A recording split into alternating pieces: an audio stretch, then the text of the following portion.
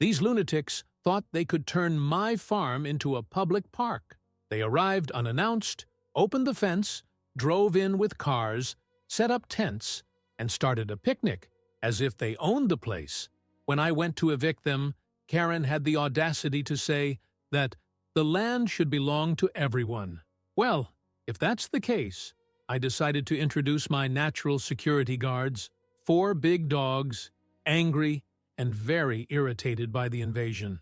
I've never seen so many people running so fast in my life. But of course, Karen didn't want to lose, and what followed was even more ridiculous. Wait until you hear what this crazy woman has done. There are people who really believe that they can do whatever they want, whenever they want, wherever they want. People who think that rules are just suggestions and that private property is an optional concept. This woman was exactly that kind of person. I always knew she was problematic. Ever since she bought a house near my farm, she's tried to stick her nose where it doesn't belong more times than I can count. First, she complained that my rooster crowed too early. Then, he tried to get the neighbors to sign a petition to ban strong smells coming from my barn, as if cow poop was optional on a farm. But nothing compared to what she did that day. I woke up early, as usual, ready for a normal day at work. I had my coffee, put on my boots, and went out to see the animals. Everything was quiet until I noticed something strange. The main gate was open. That already gave me a bad feeling. I always lock up at night, and my dogs patrol the grounds. If the gate was open, either someone on my team forgot to lock it or there were intruders. I grabbed my rifle, not to use it, but because you never know, and walked to the entrance. That's when I saw something that left me speechless. There were cars parked in the middle of my pasture. Yes, cars, as if it were a shopping mall parking lot, and not my farm. And there weren't many of them, at least 5 or 6, all gleaming in the morning sun.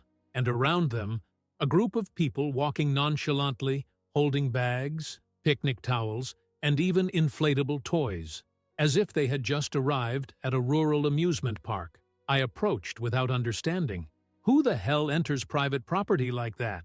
Then I saw her. There was the woman, wearing sunglasses and a wide-brimmed hat, holding a picnic basket as if she were Queen Elizabeth at a royal event. Next to her, a man held a guitar, and children ran around the field as if they owned the place. It took me a few seconds to process the scene. This wasn't really happening.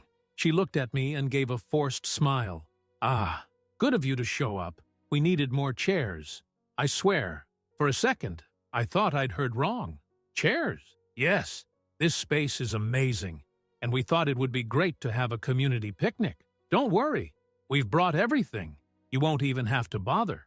I blinked a few times, trying to understand. This woman came onto my farm. She brought friends. She brought children. She parked in my pasture. And now she was asking me for chairs? I looked around. The children were already running among the trees. A lady was setting up a table with sandwiches. An older man was setting up a tripod, probably for a photo shoot in the bucolic setting. And it was at that moment that I realized they had no intention of leaving. They felt they had a right to be there. And me? Well, I had another idea. It wasn't going to stay that way. I wanted to believe that I had heard wrong, that maybe this woman was joking, that it was just a misunderstanding. But no, she was standing there, waiting for me to bring chairs, so that she and her group of lunatics could continue invading my farm as if they owned the place. I'm not a guy who loses his temper easily. I've lived in the countryside long enough to know that there are loose cannon everywhere. But that was another level. I took a deep breath, trying to stay calm. You're kidding me, right? She gave me a condescending smile, as if I were a child throwing a tantrum. Relax, darling. The land should be for everyone. There's plenty of space, so what's the harm in sharing? Share. I didn't know whether to laugh or scream, because apparently I had become a secondary character in this woman's life, someone who just needed to accept that her distorted view of the world was the only one that mattered. But while I was trying to decide between ripping that picnic basket out of her hands and throwing it at the head of the first person who came along. I looked around and realized something else. They weren't just there having a picnic. In the corner of the field, there was a group of men digging. My patience ran out at that moment. Marching up to them, I saw that they had shovels, bags of cement, and even a wooden structure being assembled. "What the hell are you doing?" One of the men looked at me, wiping the sweat from his brow. "Oh, we're setting up a little playground for the children. Karen said you agreed," Karen said. Ah, that woman had to be kidding me. I went back to where she was, sitting comfortably in a folding chair, munching on a piece of bread as if she were on her balcony. "Are you hunting on my land now?" She rolled her eyes, as if I were a walking drama. "Don't you think it would be a great space for the community? There's a stream next door, shade from the trees, and the children would love a playground here. Wouldn't that be lovely? Beautiful?" I was about to explode. Not only had these people entered without permission, they were literally building things on my property, as if the space was there, waiting for someone to come and take it over. "Get out!" My voice came out low, but full of hatred. She tilted her head, pretending not to understand. "What? Get off my farm." Now, the surrounding group began to quieten down. The children kept running. The men kept digging. But the adults finally realized that I wasn't joking. But Karen, oh, she wasn't going to give in easily.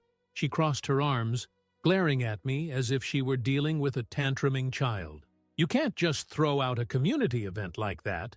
This is about togetherness, about people connecting with nature. If you were less selfish, you'd understand that it benefits everyone." "Oh, right. I'm the selfish one." I looked at the cars parked in my pasture, the people digging holes in my land, the children plucking leaves from the trees, and the adults opening more food on top of my property. And I realized that, for these people, I didn't really exist. In their minds, the farm was already theirs.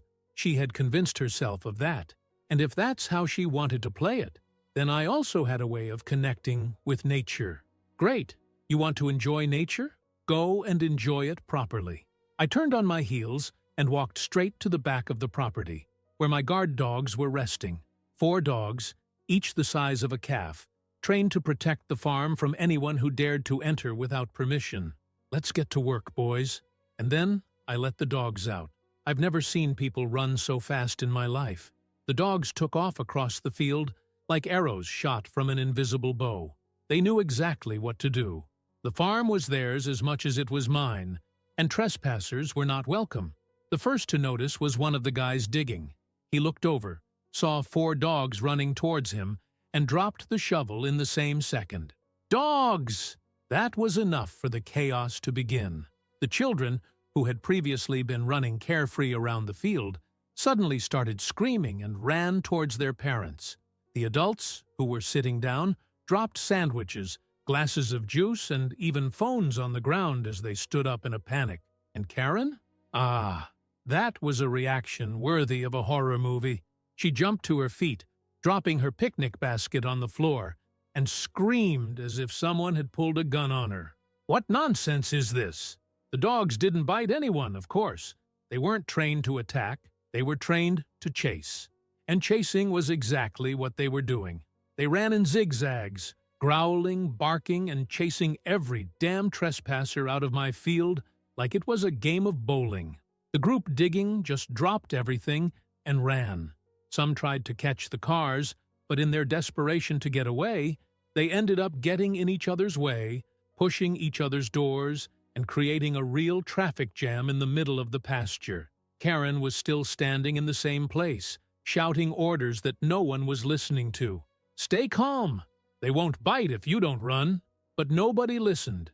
In fact, nobody wanted to listen. One of the men knocked over an entire table of food as he ran off, scattering slices of bread and jars of jam all over the floor. Another tried to jump over the fence, but tangled his leg and fell face first on the ground on the other side. The women clung to their bags, trying to save at least a shred of dignity before fleeing in desperation. The dogs split up, surrounding the group and pushing them further and further towards the exit. They didn't need to touch anyone.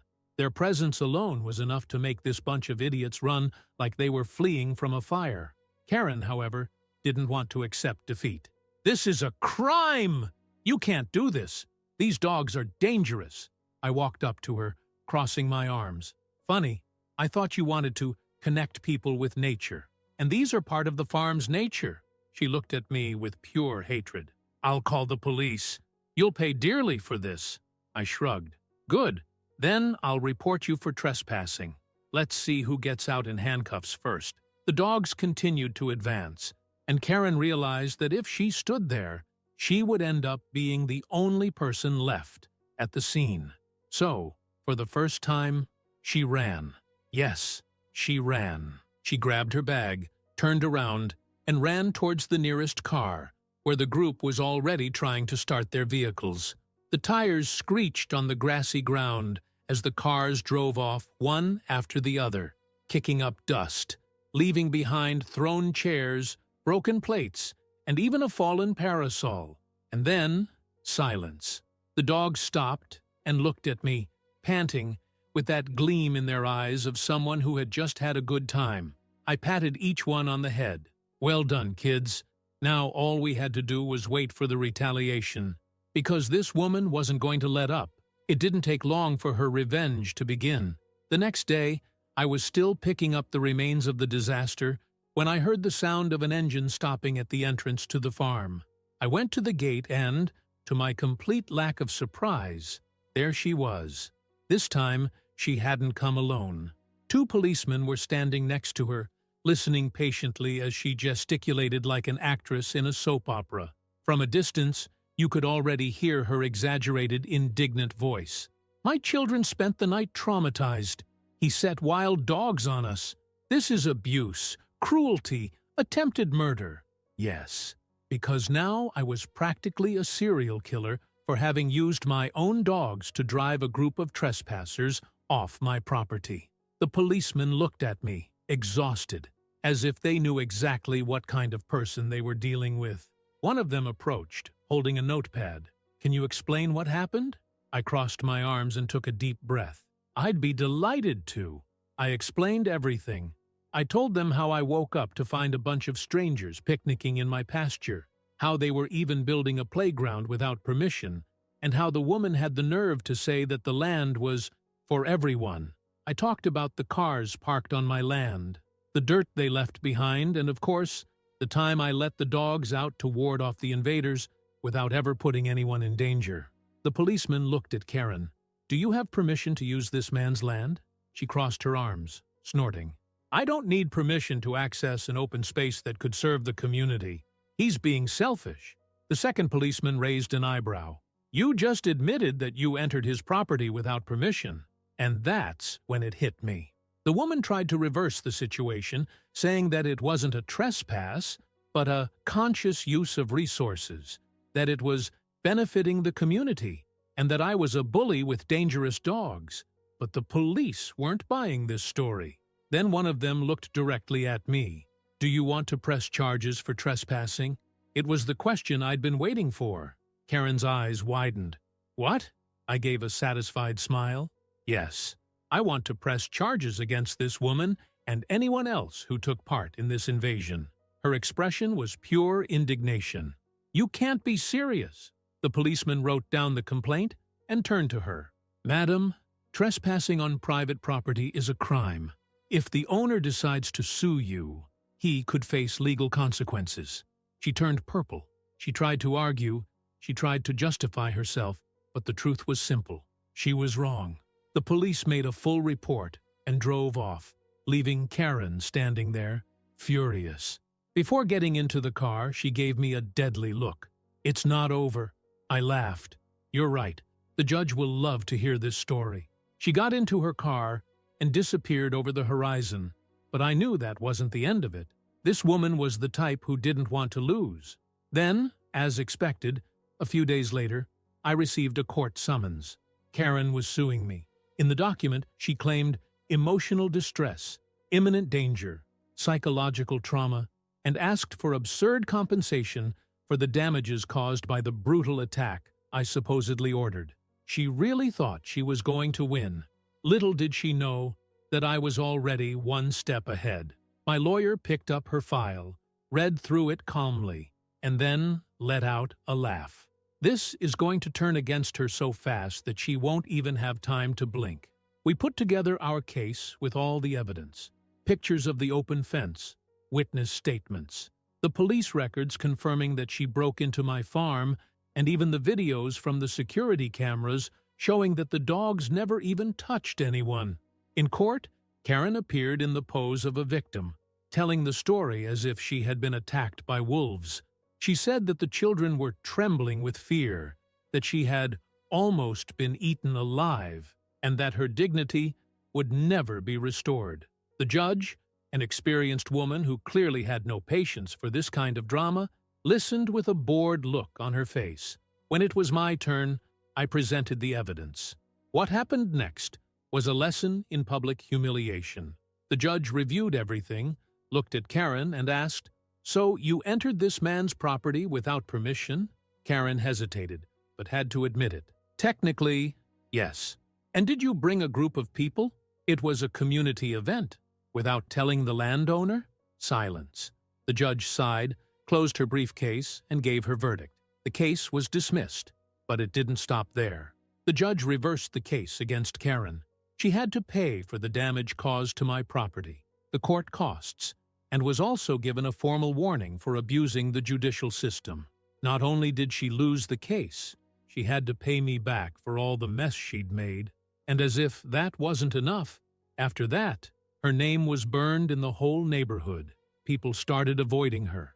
She was kicked out of a residence club, lost any shred of respect, and, in the end, she put her house up for sale and left. Nobody knows where she went. Well, my farm remains exactly where it's always been, out of the hands of lunatics who think they can steal whatever they want. Don't forget to leave a like and subscribe to the channel.